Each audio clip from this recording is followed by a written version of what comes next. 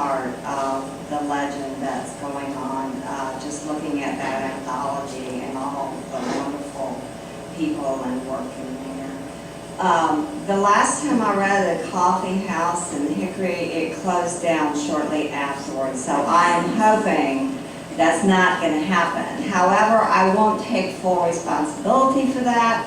I had brought a whole gang from Charlotte to read, including our current state poet laureate, Kathy Smith Bowers, and some other Charlotte wonderful writers. So I guess it was just something about the timing, I'm not sure.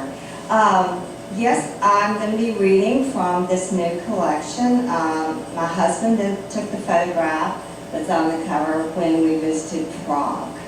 This is from the Jewish cemetery there at the museum.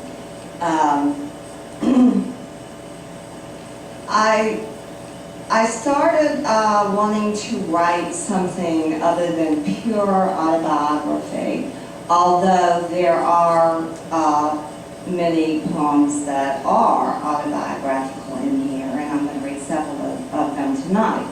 Because I did live in Berlin, Germany as a young adult Army brat. That's why I was there. And I'll be reading a poem about that period.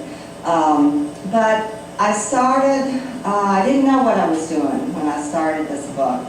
I was at Artist Colony, and I challenged myself to write about some artwork that I was drawn to, and it started out with a particular graphic artist and sculptor who did happen to be German, but was persecuted by the Nazis. And then learning about her led me to a contemporary of hers, also a sculptor and graphic artist. So everything just started building, and I was scared out of my mind. But you know, you drink enough wine, you'll get over it. So the first poem in the book kind of sets the stage for this journey.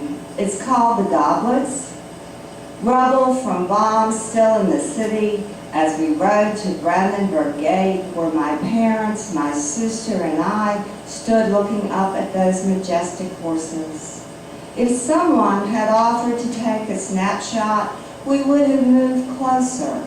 My stepfather, First Sergeant James B. Pruitt, mother holding my baby sister, Joni, and Sherry next to me, smiling a lie of happiness, of happy togetherness in that place divided between West and East. Mother who grew up poor and longed for pretty things, sent the maid to the East Sector to buy crystal goblets with money she'd saved, and the maid brought them, one by one, deep burgundy and cobalt blue, to our side of Berlin. Now a thing of beauty on the shelf. No one drank wine, so their heft was never felt. They came back with us to the States, and we packed them for every move. 6 of them given to me as a gift when I married. I don't use them, as I prefer to see the clarity of wine and worry about the lead. But I'll keep them.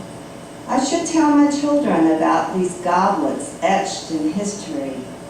My mother sitting at the table in front of the lighted china cabinet, playing cards, laughing and smoking with her friends, Kitty and Helga.